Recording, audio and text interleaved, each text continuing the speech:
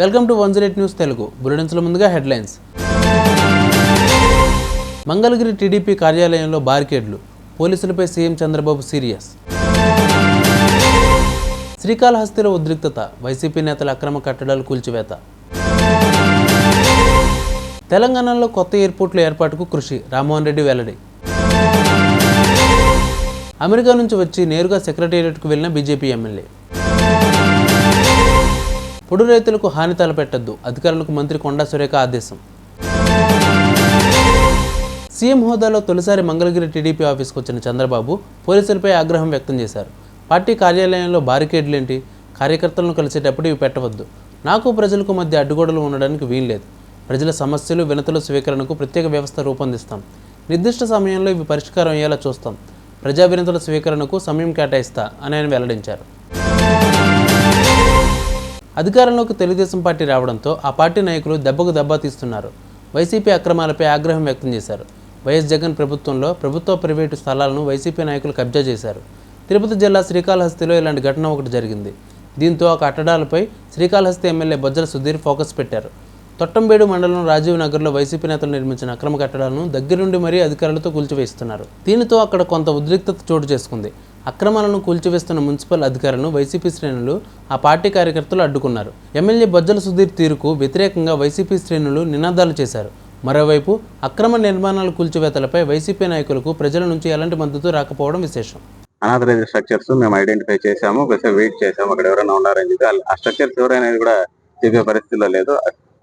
అది that basement stage లో ఉన్నాయి. సో వాటిని తొలగించినాము. ఈ లోపల పక్క స్ట్రక్చర్కి వచ్చే లోపల వాళ్ళు మా దగ్గర డాక్యుమెంట్స్ ఉన్నాయి, కరెంట్ కనెక్షన్ ఉందని చెప్పేసి చెప్పారు. సో వాటి వ్యాలిడిటీ కూడా చెక్ చేసుకోవడానికి, ఎందుకంటే ఇవన్నీ కూడా పక్కాగా కాలువ పొరంబోకులో, రోడ్డు పొరంబోకులో ఉండే స్ట్రక్చర్స్.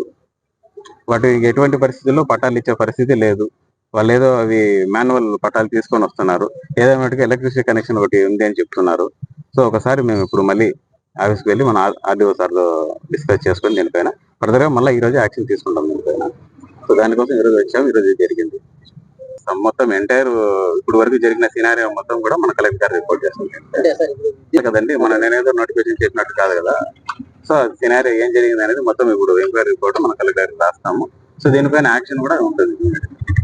ఇప్పుడు నేను కూడా ఈ కట్టడాలు కడుతున్నారు, దయచేసి ఎటువంటి కట్టడాలు చేయగాకండి, మళ్ళీ మాకు ఇటువంటి పనులు పెట్టగాకండి. మీరేమో కడతారు, మళ్ళీ మేము వచ్చి మేమన్నా ఎవిక్షన్ చేసేస్తే మేము వచ్చి ఏదో తప్పుడు పని చేసినట్టు ప్రొజెక్ట్ చేస్తున్నారు. తప్పది. అది రోడ్డు పొరంబోకు ప్రతి ఒక్కరికి తెలుసు. నాకు శ్రీకాళహస్తి మండలంలో తొట్టంబేడు మండలం ప్రతి ఒక్కరికి ఇది రోడ్డు పొరంబోకు, కాలువ పొరంబోకు అని తెలుసు. వాటిలో కన్స్ట్రక్షన్ చేయడం ఎందుకు, అంత పెద్ద కట్టడాలు అవసరం. అందుకే ప్రజెంట్ కి అయితే మనము ఎటువంటి ఎవరైతే ఓనర్ తెలియని పరిస్థితిలో ఉన్నారో అటు రెండింటిని మనం తొలగించినాం, బేస్మెంట్ స్థాయిలో ఉండేటి. తెలంగాణలో మరిన్ని ఎయిర్పోర్టులను ఏర్పాటు చేసేందుకు కృషి చేస్తామని కేంద్ర మంత్రి రామ్మోహన్ నాయుడు తెలిపారు. మేము తెలంగాణలో విమానాశ్రయాలను అభివృద్ధి చేయడానికి కట్టుబడి ఉన్నాం. తెలంగాణ ప్రభుత్వంతో పాటు కేంద్ర మంత్రి కిషన్ రెడ్డి సిఫార్సులు, సలహాలు తీసుకుని కలిసి పనిచేస్తాం. విమానయాన మంత్రిత్వ శాఖ నుంచి పూర్తి సహకారం అందిస్తాం. ఎందుకంటే తెలంగాణలో హైదరాబాద్ తప్ప ఇంకో ఎయిర్పోర్టే లేదు. ఎస్, నాకు కూడా చాలా ఆనందం అనిపించింది. ఈరోజు మన న్యూస్లో కూడా చూశాను, కిషన్ రెడ్డి గారు ఆల్రెడీ మా తెలంగాణ రాష్ట్రానికి కూడా మన సోదరుడు రామ్మోహన్ తాలూకా సహకారం తీసుకొని చాలా కార్యక్రమాలు చేయాలని, ఆ అనుబంధం ఎప్పుడు కూడా మనం కొనసాగించాలి. ఈ సివిల్ ఏవియేషన్ మినిస్ట్రీ ద్వారా అది కొనసాగించే అవకాశం దక్కింది.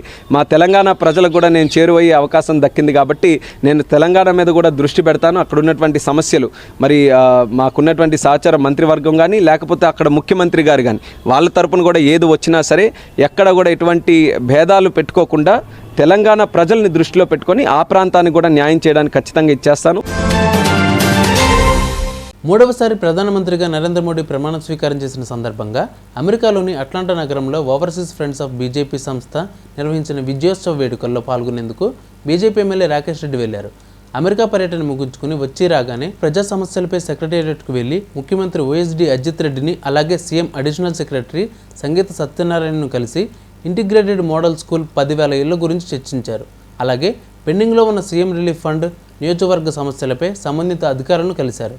కాగా అధికారులు సానుకూలంగా స్పందించినట్లు ఆర్మూర్ ఎమ్మెల్యే పైడి రాకేష్ రెడ్డి తన ట్విట్టర్లో రాసుకొచ్చారు.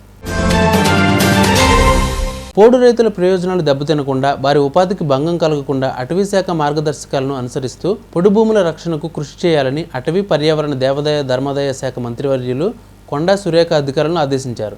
అదే సమయంలో పొడి భూముల్లో సాగు చేసుకుంటున్న రైతు కుటుంబాలు సున్నితమైన పరిస్థితుల్లో అటవీశాఖ అధికారులకు ఎలాంటి హాని తలపెట్టవద్దని, క్రమశిక్షణ చర్యలకు గురికావద్దని మంత్రి సురేఖ సూచించారు.